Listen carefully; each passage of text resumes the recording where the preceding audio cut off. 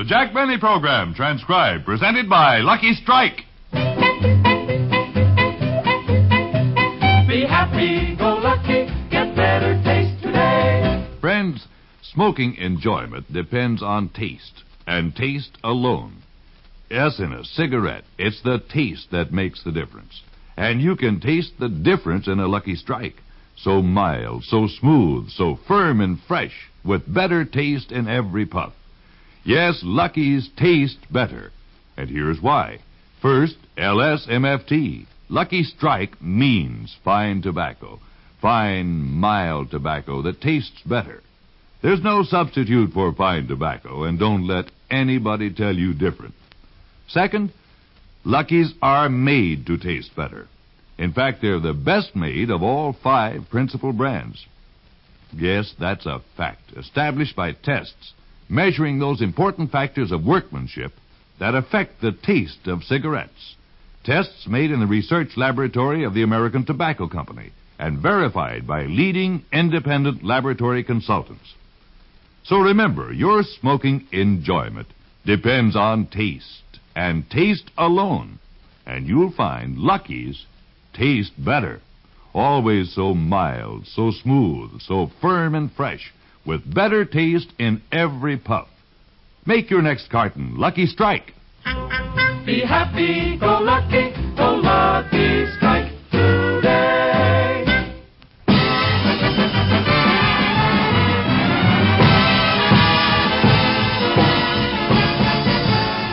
The Lucky Strike program starring Jack Benny with Mary Livingston, Phil Harris, Rochester, Dennis Day, and yours truly, Don Wilson.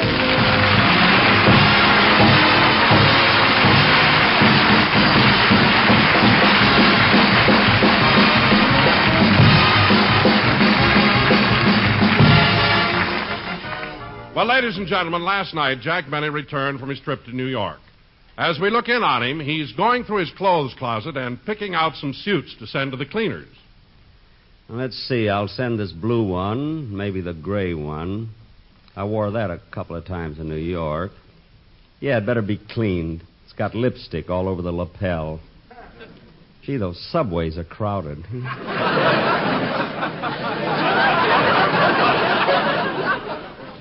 Oh, Rochester!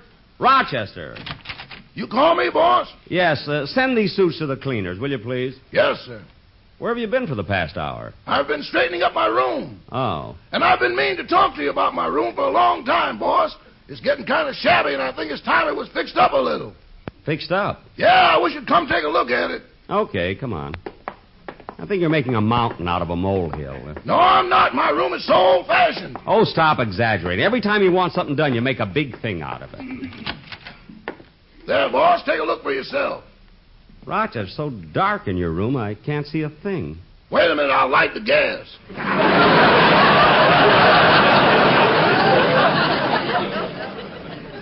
Yeah. There, that's better. Let's see now. It doesn't look... Rochester, you left your pajama pants on the floor. Oh, yeah, I'll hang them up. Those are just the pants. What'd you do with the tops? Tops, you ought to know I don't wear them. I ought to know why. Don't you remember the ad I answered when I first came to work for you? No, what did the ad say? Wanted. Valet who only wears bottom of pajamas to work for gentleman who only wears tops.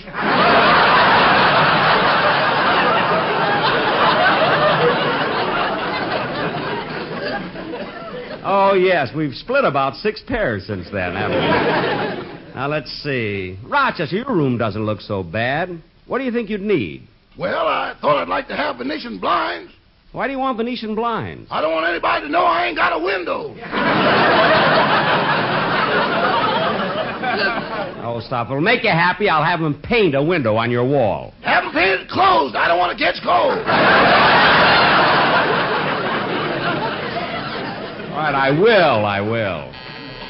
I'll get it, boss.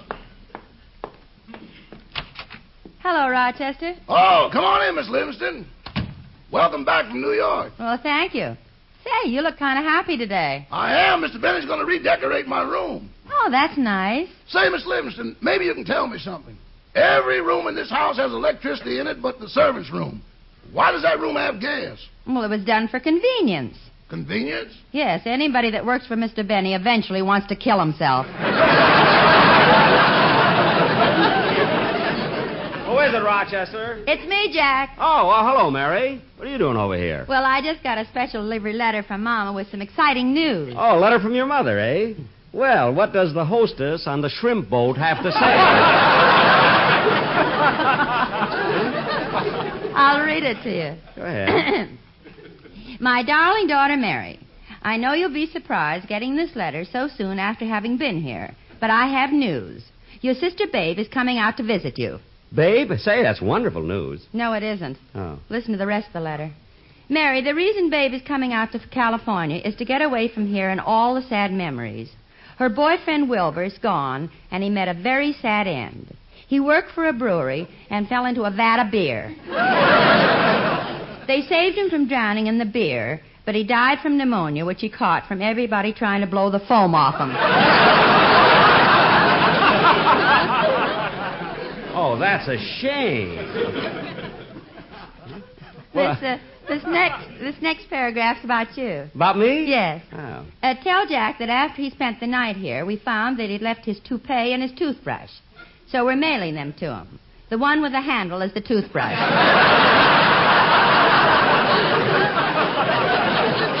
As if I wouldn't know.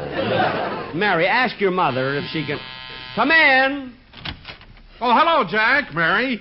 Don, you're up. You're well. Gee, it's good to see you again, Don. Well, thanks. So you're finally over your nervous breakdown. Yes, Mary, the third psychiatrist I went to cured me. The third psychiatrist? What was wrong with the first two? Their couches broke. What'd you come by for, Don? Well, I called the Sportsman's Quartet, and I was told that they were over here. Yes, Don, and this time for our show, I had them prepare a song. Oh, you did? Yes, Don. You see, when you made your mistake on my TV show, and you said, be lucky, go happy, instead of be happy, go lucky, I wanted to make sure that you never make that mistake again. So I had the quartet prepare a number in which they give you excellent advice. Oh, boys! Now sit down, Don. Now listen to this carefully. Take it, fellows. Remember the way you say, be happy, go lucky. Remember, be happy must come first, and then comes go lucky. Remember with LSMFT, You must get this slogan right. You see, if not, you'll wake up at NBC. don't forget to remember you stood here at this mic and did the commercial that you like. If you want to stay with Lucky Strike, Then don't forget to remember. Now, boys, now tell Don how we'll all feel if he makes a mistake again. we'll be missing you always. There'll be someone new always. Not for just LS, not for just MF, not for just FT, but always.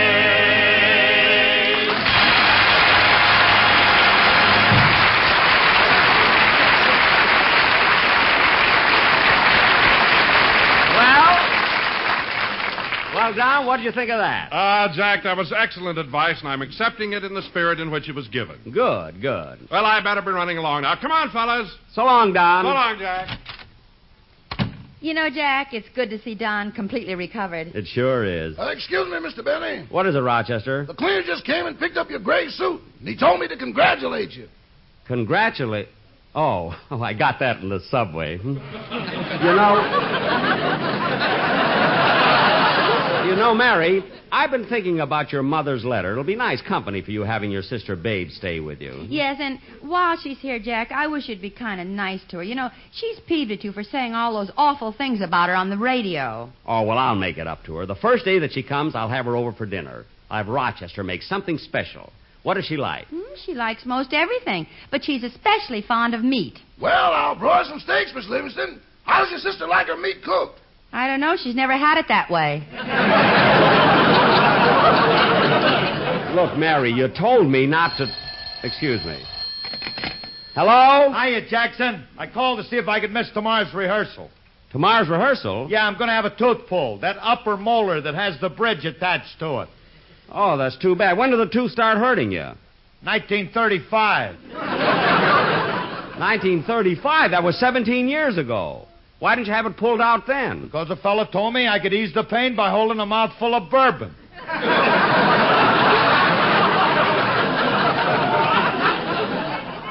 Oh, did it work? Gloriously. But, Phil, how could you hold whiskey in your mouth for 17 years? I didn't hold it, Jackson. I just let it flow under the bridge. Well, okay, Phil. I guess you can miss rehearsal. Goodbye. So long, Dad. Oh, say, Phil. Yeah. I want to ask a little favor of you. My sponsor may be in town to see the show Sunday, and I'd like everything to be as dignified as possible. What about it? Well, please speak to Sammy, your drummer, and ask him to take the silhouette of that bathing beauty off of his bass drum. That ain't no silhouette. It isn't? No, there's a midget inside. Well, get her out of there. All right. So long, Buster. Goodbye. You know, Mary, that Phil really is a character, isn't You he? can say that again, Jack. Yeah, say it again, Mr. Benny. Dennis, when did you come in? While you were talking on the phone. Oh. I came over to see if you let me use your piano to rehearse my song. I guess so. But, Dennis, you have a piano at home. I know, but I can't get in my house. It's quarantined on account of smallpox. Smallpox? Oh, that's awful. Who's got it? Me. What? Well, Dennis, you look fine. What makes you think you have smallpox? Well, it must be me. My mother and father hung a quarantine sign in front of our house, and they haven't got it. Dennis, look, I've got news for you. There's no smallpox in your house. Your parents are just trying to get rid of you. Oh, well, if they're trying to get rid of me, why don't they do it in the usual way? Well, what's the usual way? Well, they start a game of blind man's buff, and while I'm it, they move. Look, Dennis, you can't blame your mother and father for wanting to get away from you occasionally. You drive people nuts with your silly talk. Why do you act this way? Well, I have a good excuse. Once while my mother was bathing me, she dropped me on my head. When you were a baby? No, last week. You had to ask her, Mary. I was going to leave it alone. You had to ask her. Dennis, my piano's over there. Rehearse your song and go already. Yes, sir. Okay.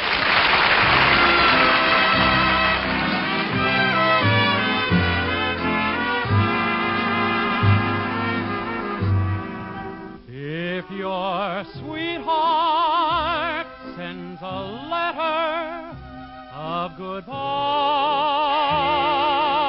goodbye, it's no secret you'll feel better if you cry.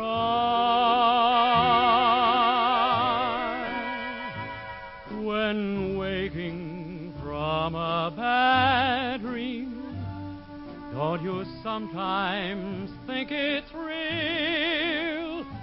But it's only false emotion that you feel. If your heartaches seem to hang around too long, and your blues keep getting bluer with each song,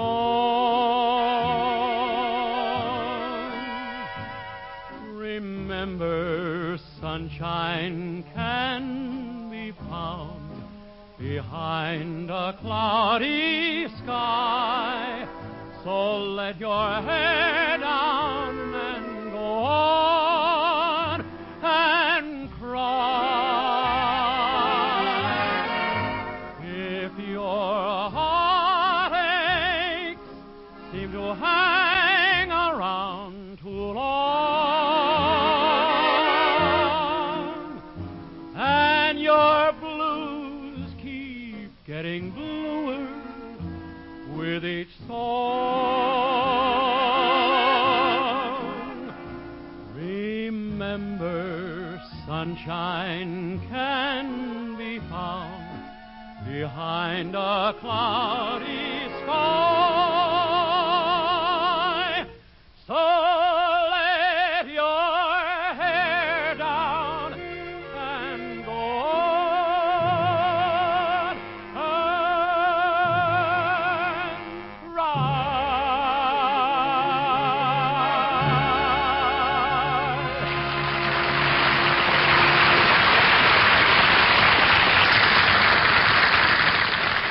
Dennis, you sang that very well, but then why shouldn't you?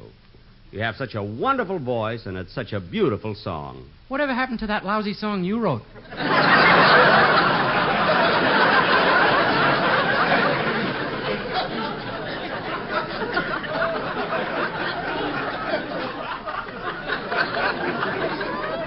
What? You went all the way to New York to try to get it published. What an awful thing that is. When you say, I beg your pardon, then I'll come back to you.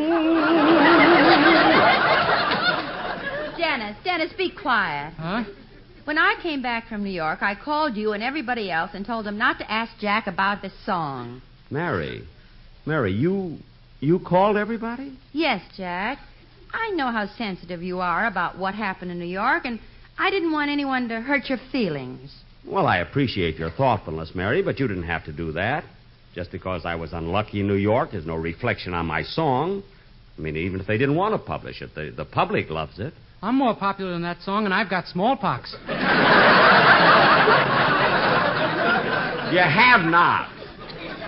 And Dennis, please, leave me alone. Go already. But I can't get in my house. Just get out of mine. Now go. Come on, Dennis. Let's leave Jack alone. I'll drive you home. Okay, goodbye, Mr. Benny. Bye, Jack. Goodbye. Smart aleck kid. What does he know about songs? Mine has beautiful lyrics. Like the swallows at Serrano, return to Capistrano. Oh, gee, I'm still tired from that trip. I think I'll go to bed. How come you're going upstairs, Mr. Benny? I'm a little tired, so I'm going to turn in early. Well, I'll come up and make the bed for you. Okay. By the way, boss, I haven't had a chance to tell you, but I'm sorry your song was turned down in New York. Well, I guess. Wait a minute, Rochester. I haven't mentioned a word about it to you. How'd you know my song was turned down? When you got off the train, you were crying. Well... I haven't seen you so upset since the bank holiday in 1933. Never mind. Gee, these shoes are tough to get off. Here's your pajama tops. Thanks. Wow, look at the color of them. Bright purple. Gee, the bed feels good. Are you going to read a while? No, Rochester. Turn out the light, please. Yes, sir. Good night. Good night, Rochester. Oh, boy, I'm sure tired. That trip to New York took a lot out of me. I'll feel better after a good night's sleep. I've still got a lot of faith in my song. Those 378 publishers I went to could be wrong.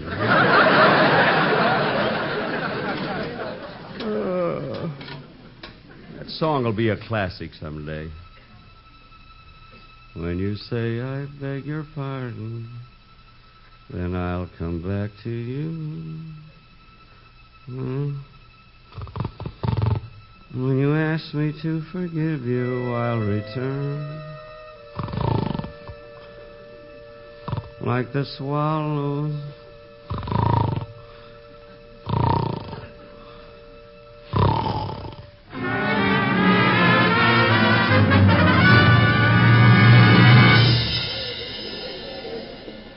Good evening, ladies and gentlemen.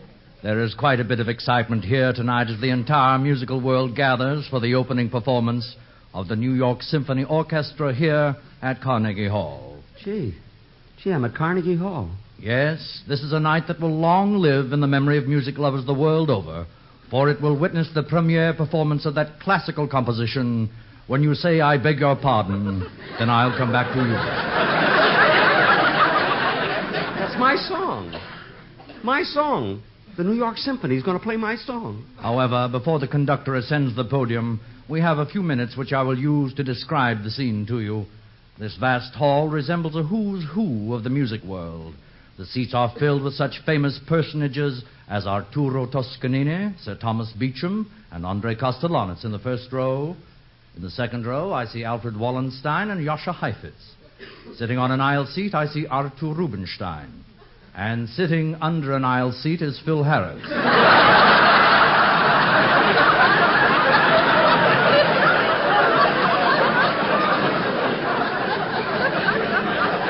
I will try to interview him. Ah, yes, I have caught his attention. He is coming this way. I'll see if I can get him to say a few words. Oh, Maestro Harris. What is it, Clyde? Maestro, I understand that you are an associate of the composer we're honoring tonight. Yeah, that's right. Everybody associated with him is here tonight. That is, everybody except Dennis Day. Oh? And tell me, Maestro, why isn't Mr. Day here? He couldn't come. His house is guaranteed. That's quarantine!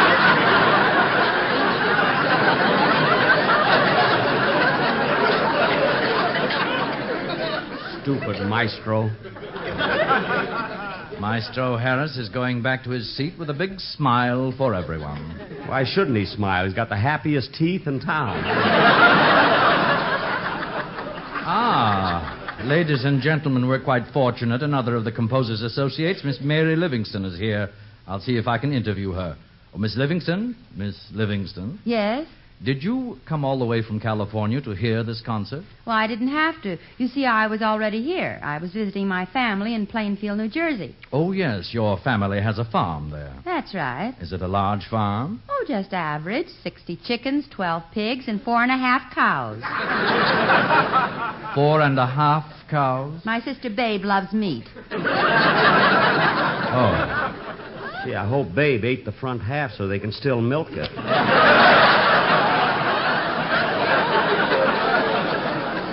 And now, ascending the podium, is the head of New York's largest musical publishing company, Mr. Martin Jones.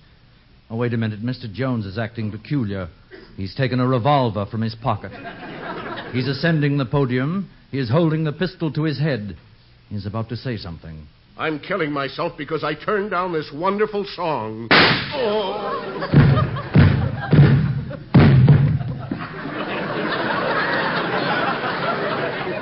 Mr. Jones has descended the podium.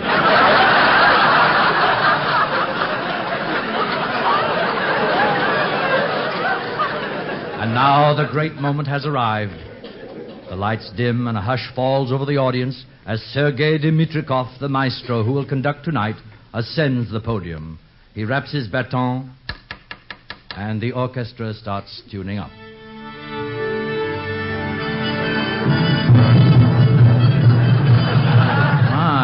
This is a strange thing. The silhouette on the bass drum is dancing.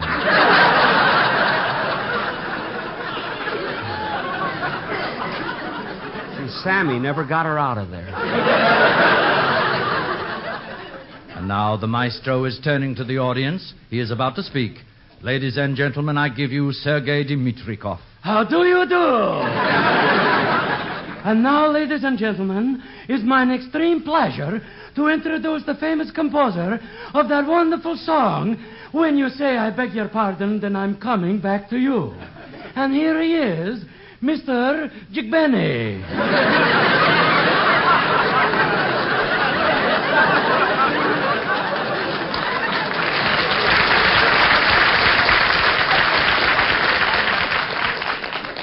Jigbeni.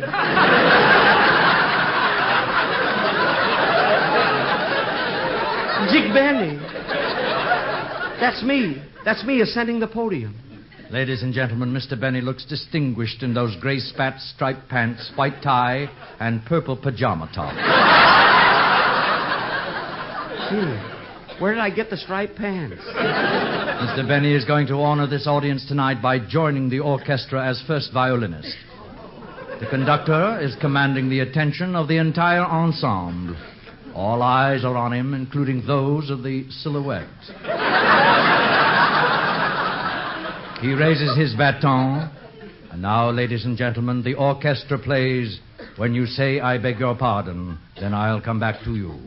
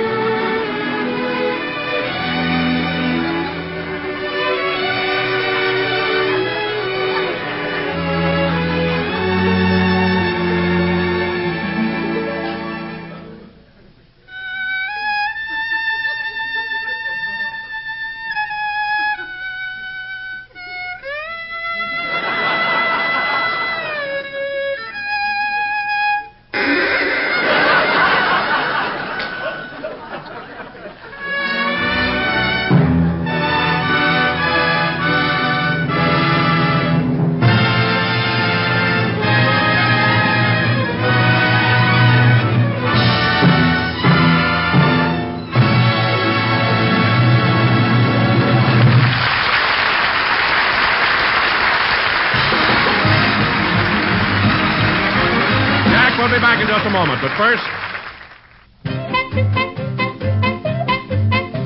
Be happy, go lucky, get better taste today. Friends, whenever you want the smooth, mellow, completely enjoyable taste of truly fine tobacco, reach for a Lucky.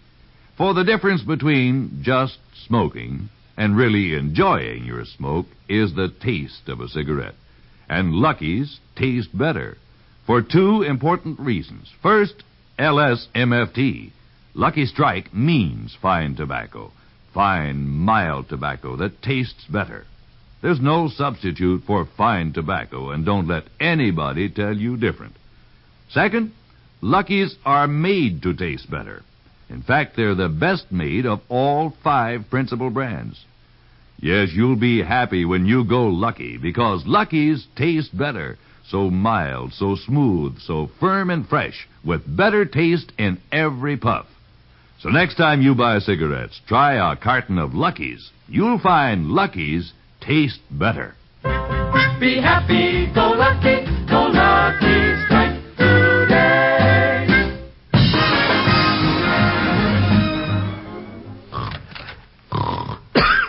Oh, boss. Boss. Huh?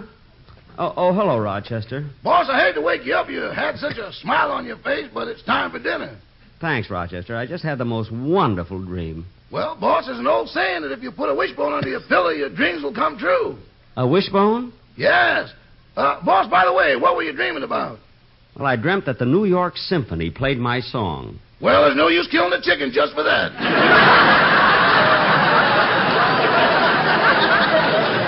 I guess not. Good night, folks.